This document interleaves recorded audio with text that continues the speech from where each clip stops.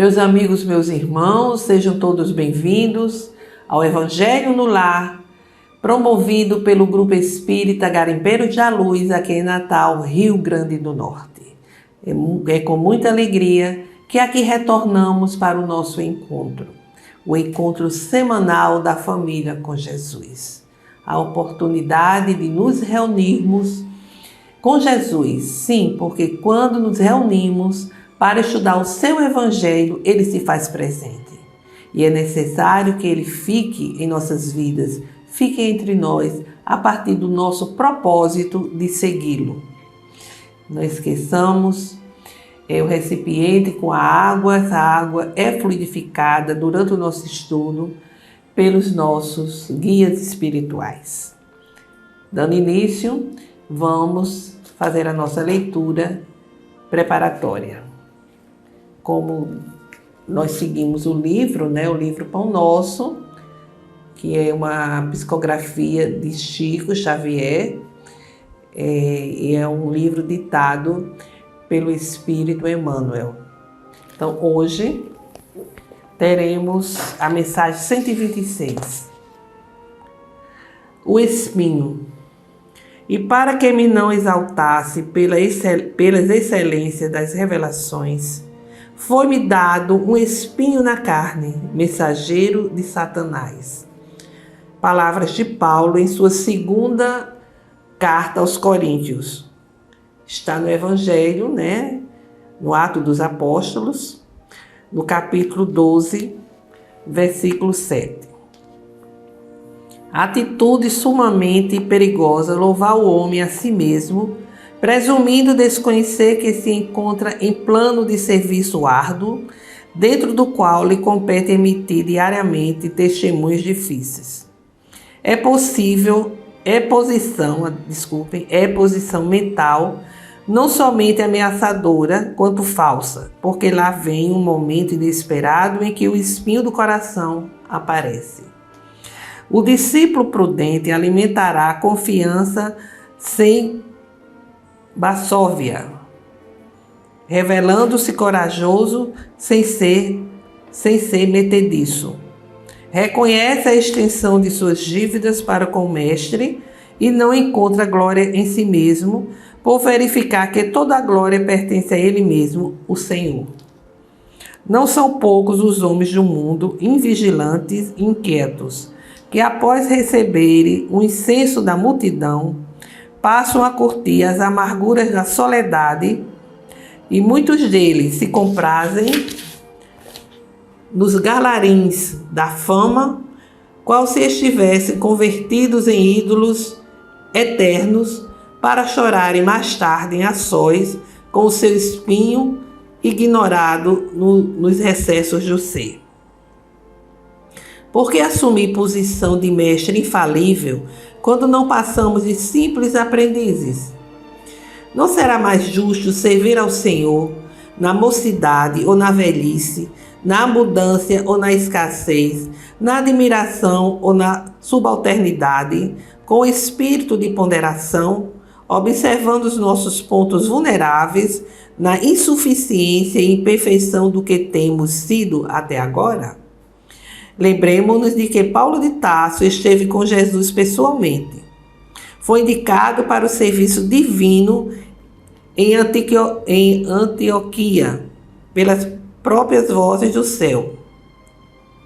Lutou, trabalhou e sofreu pelo Evangelho do Reino.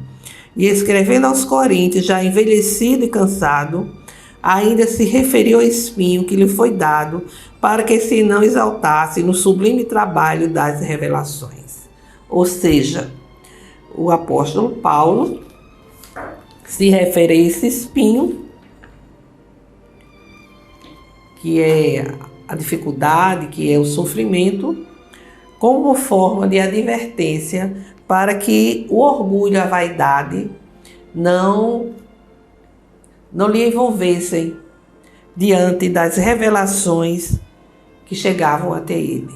E isso é muito prudente para todos nós, para que a gente não deixe de perceber que as nossas dificuldades, os espinhos da vida, servem exatamente de modelação do nosso caráter e que não devemos jamais ficar enaltecidos por essa ou aquela posição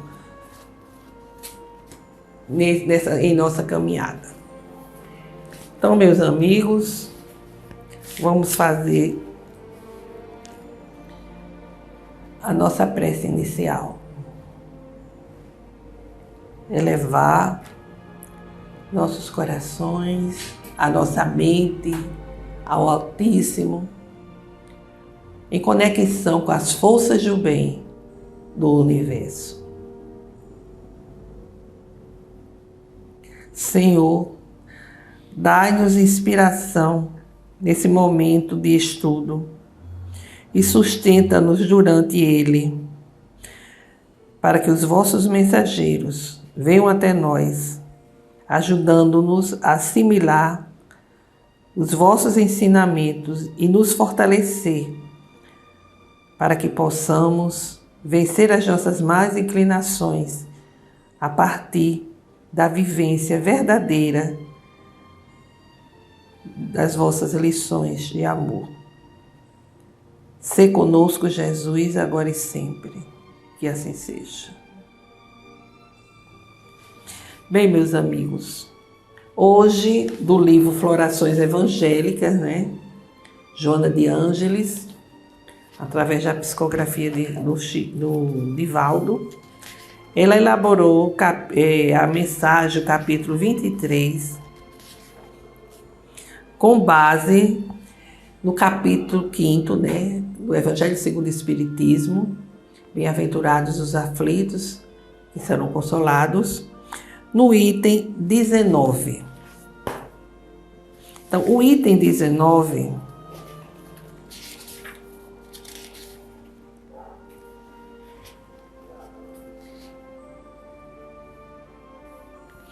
esse aqui, certo? É uma instrução de Santo Agostinho. Olha que maravilha! E é sobre o título O Mal e o Remédio. O que nós poderemos extrair dessa mensagem, dessa instrução de Santo Agostinho? Na verdade, ele lembra que a Terra não é um lugar de alegria, não é um paraíso de delícias, e pergunta o que é o sofrimento de toda uma vida do lado da eternidade, da glória reservada àquele que tiver suportado a prova com fé, amor e resignação. Sempre fé e resignação, certo? Porque a resignação, ela precisa de muita fé. Você ter fé de que aquele mal aparente, ou aquele mal que nos aparece como muito forte, como muito verdadeiro, é um mal transitório, É um mal que vem como um remédio para a nossa vida, Vem como remédio porque vai nos fazer cicatrizar chagas que existem em nosso corpo espiritual. Então ele prossegue e vai dizendo: muitos pedem provas porque se acham bastante fortes para suportá-las. Pedem a fortuna e o sucesso, Um risco grande, Porque são experiências muito difíceis.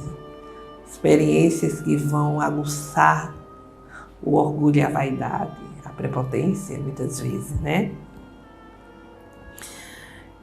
Pedem a fortuna e o sucesso para sustentar a luta da tentação e vencê-la. Imagine, sucesso e fortuna para vencer quais as tentações. Eu acho que eles provocam mais tentações ainda, Pedem para lutar de corpo e alma contra o mal moral e físico, porque entende quanto mais a prova seja dura, mais depressa se depura. Veja bem, um pede a fortuna e o sucesso porque acham que essas condições facilitam vencer as tentações. Outros já pedem para lutar de corpo e alma contra o mal moral e físico, porque entende que precisa apressar a sua caminhada, né? Se depurar com mais rapidez. Mas aí ele diz que é necessário fé. E diz que a fé é o remédio seguro para o nosso sofrimento, porque nos mostra sempre os horizontes do infinito, diante dos quais pouco representam os maus dias do presente. Ou seja, ele apresenta a fé como remédio, o remédio para todo o nosso sofrimento. E por quê? Porque a fé, ela vai nos mostrar, não é a fé cega, não é essa. É a fé verdadeira, é a convicção, porque nos mostra sempre os horizontes do sofrimento infinito. E nos mostra que esse sofrimento pouco representa diante das bênçãos que nos aguardam, né? Eles pouco representam os maus dias do presente. Para desenvolver a fé, devemos buscá-la sempre. Busquemos analisar nossos pontos fracos. Olha só, a fé raciocinada, verdadeira.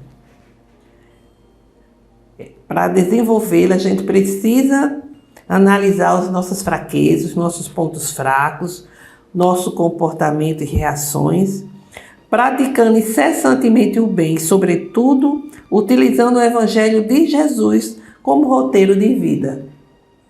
Então, a fé é uma construção, certo? É uma virtude grandiosa, mas é uma construção. Uma construção que se faz a partir do nosso autoconhecimento.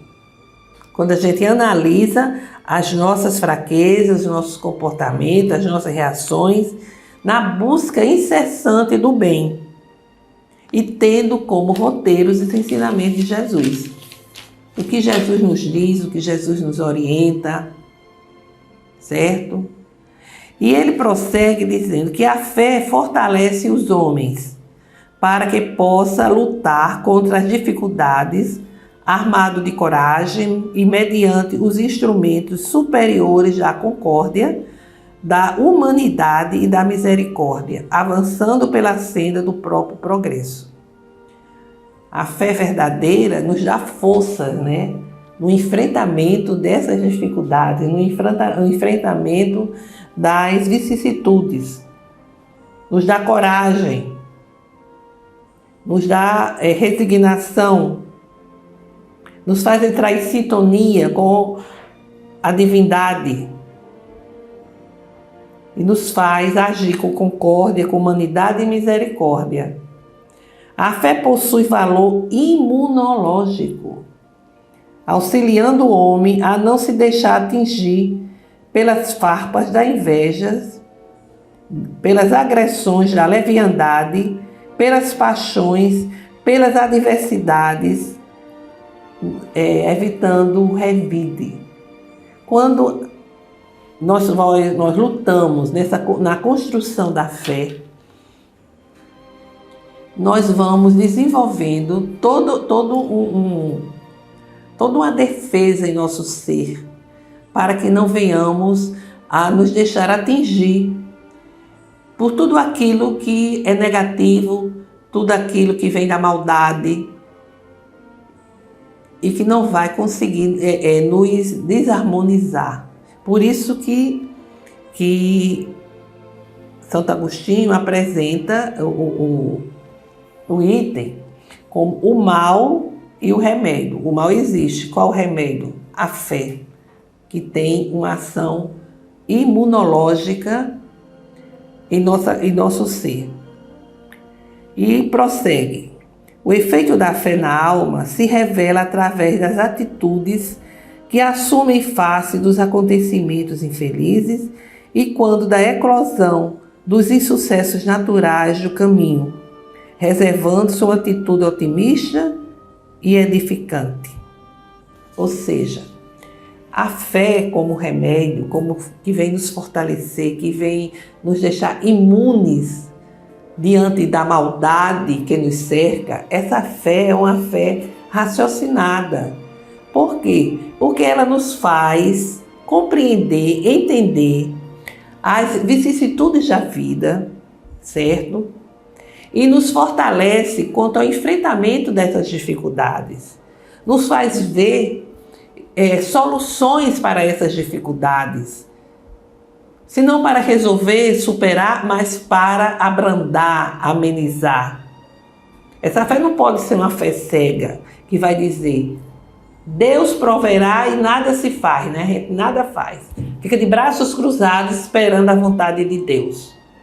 Mas os ensinamentos de Jesus nos dizem que é necessário agir, que é necessário enfrentar as dificuldades, enfrentar os conflitos, o sofrimento, com as armas da fé, com as armas da concórdia, da humanidade, procurando exatamente, se não superar, pelo menos abrandar aquelas situações. Este é o remédio que Santo Agostinho apresenta para o mal em nossas vidas, a fé. E nos lembra exatamente que a Terra, ela não é um paraíso, ela não é um lugar só de alegria, mas não é um orbe só de delícias, muito pelo contrário. O sofrimento, ele faz parte da condição do planeta, da condição de provas e de expiações, onde nós ressurgimos como espíritos imortais para nos liberarmos das nossas imperfeições, para corrigirmos os erros cometidos, para aprendermos a amar, a perdoar, a servir ao nosso próximo.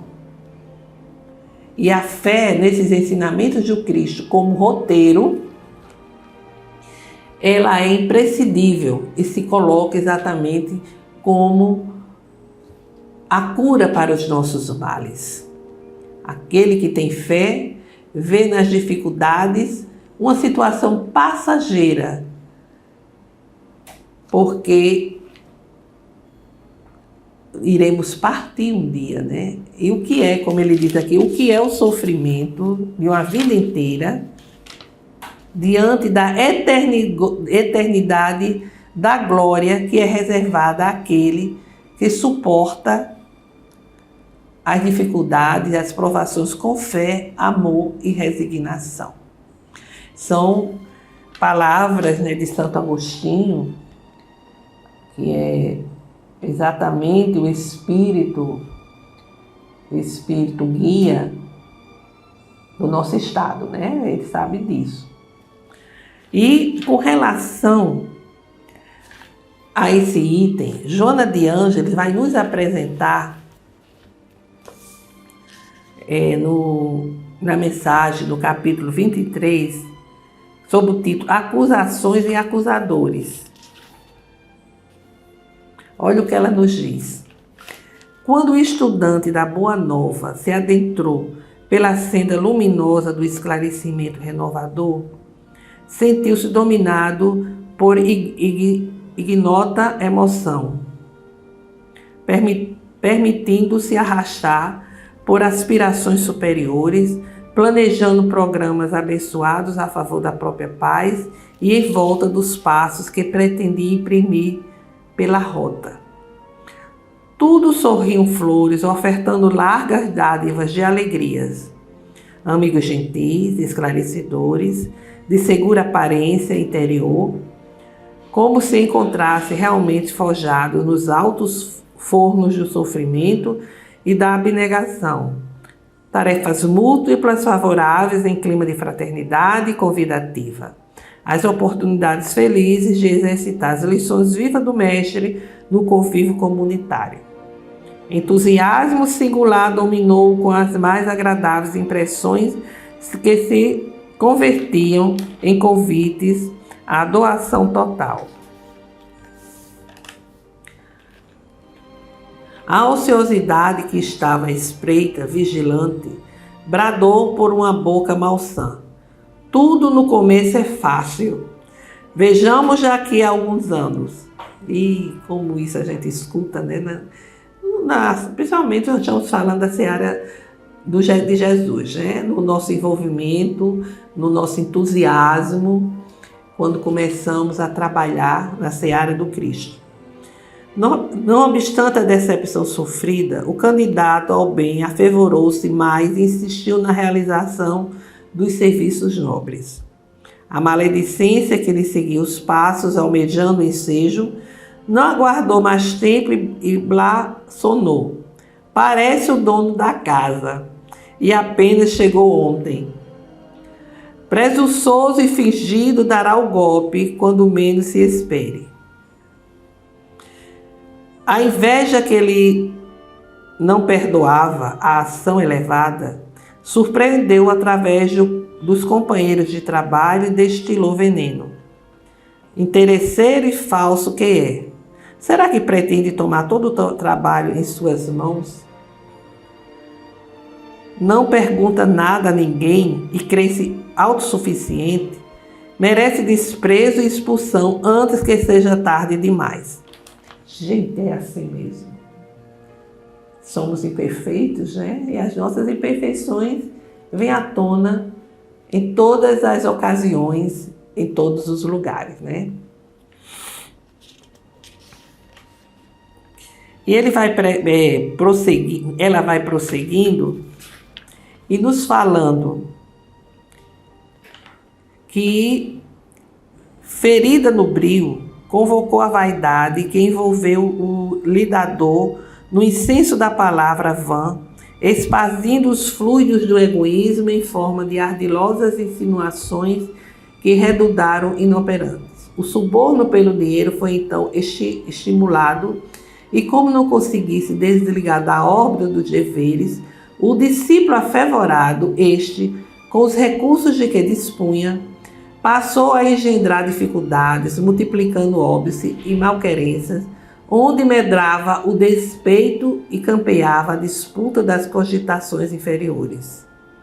Embrulhado, todavia, nas vibrações da prece, o ceareiro da luz insistiu no serviço edificante, apesar da dor que ultrapassava interiormente. Nesse ínterim, porém, a calúnia resolveu comparecer ao campo das ações variadas e afrontosa. Se impôs o compromisso de cravar as garras nas carnes da alma do operário incansável. O ácido da acusação indébita, produzindo a impiedade, desvelou os inimigos que jaziam ocultos, e o fel do descredo cobriu-lhe as pegadas. O enfado antecipou-lhe o avanço e a malquerência. Abraçada a ignorância, amou a áspera e alta muralha. Todavia, cansado e humilhado, o servo do Cristo se negou a assaltá-la, deixando-se abater então pelos ardis da calúnia habitualmente manejada pelas mãos da mentira, que, confundindo os frívolos e os vãos, estabeleceu o primado, transformando o antes verde campo de esperança em caos de dor e reduto de animalidade. Ou seja, meus irmãos, ela mostra aqui que o mal está por toda parte, certo? O mal está nos indivíduos e esse mal vai eclodir diante de muitas situações.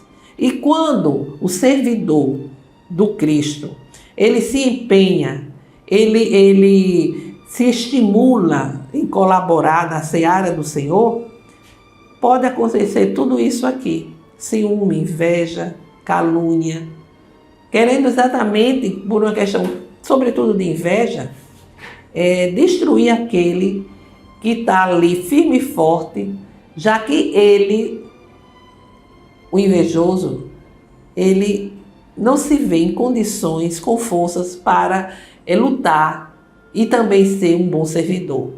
Então, ela diz: Acusações, acusadores e acusados. Lembra-te de que Jesus, em qualquer circunstância, o acusado sem crime. Não foram os estranhos que o venderam. Foi o próprio discípulo Judas, né? Nem os desconhecidos que o negaram. Pedro. Não foram os inimigos que à hora extrema dele se apartaram. Todos se foram. E só João retornou para ficar junto de Maria e receber de Jesus a incumbência de cuidar dela, né? Lembra-te de que Jesus, em qualquer circunstância, o acusado sem crime, né? Acusado sempre os ouve, e ao lado dele as falsas acusações e os cruéis acusadores sempre estiveram presentes. Entrega-te a Deus, nosso Pai, e deixa-te conduzir por Ele docilmente, confiantemente, até o momento da tua libertação. Eles também, os teus acusadores, experimentarão em breve o trânsito para a própria libertação. Perdoa-os, insiste no bem, haja o que houver, certo de que Jesus, a quem amas, continuará com eles, mas contigo também.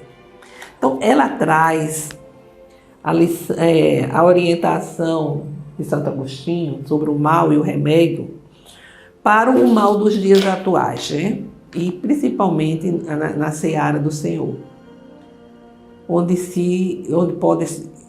podem ocorrer situações de acusação, os acusadores acusando o trabalhador, aquele que está empenhado, aquele que tem a sua fé, que tem a sua convicção e que precisa do orai e vigiai, né?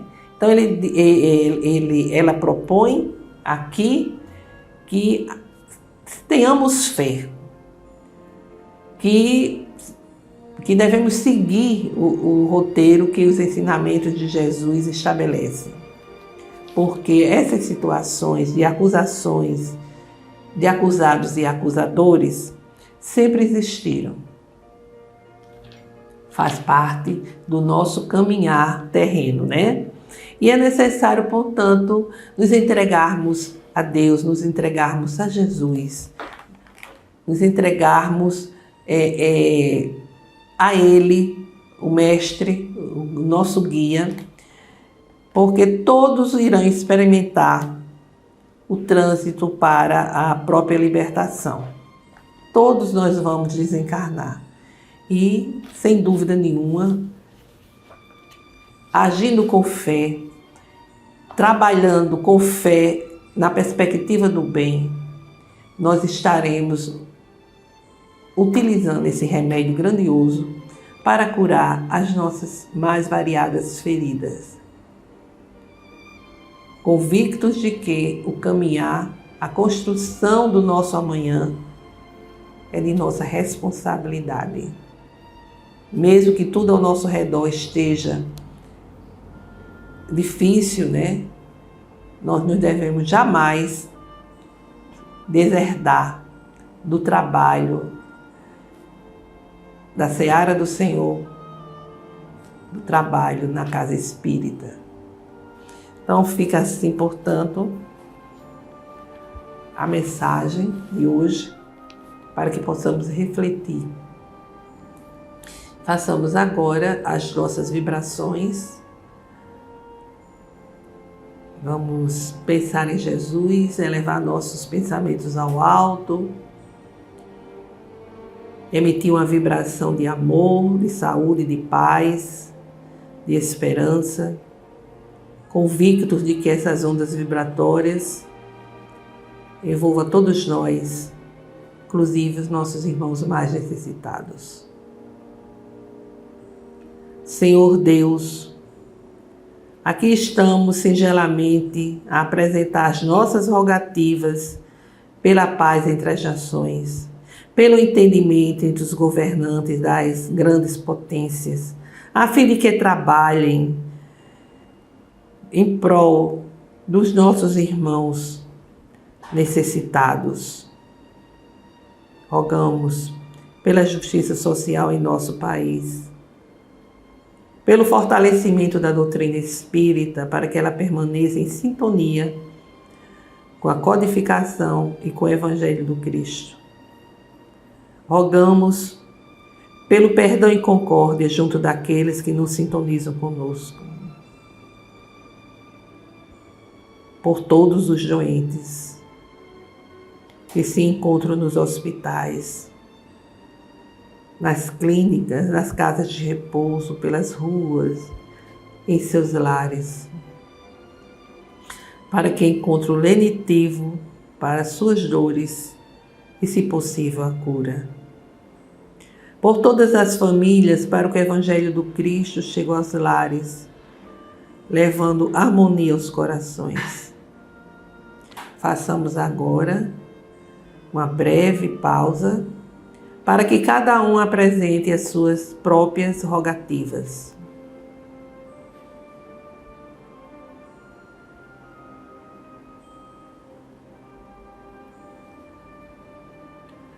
Recebei, Senhor meu Deus, as nossas rogativas, derramando a vossa graça sobre todos nós, para que ela nos ilumine e fortaleça, a fim de que não nos faltem forças em nossa caminhada terrena.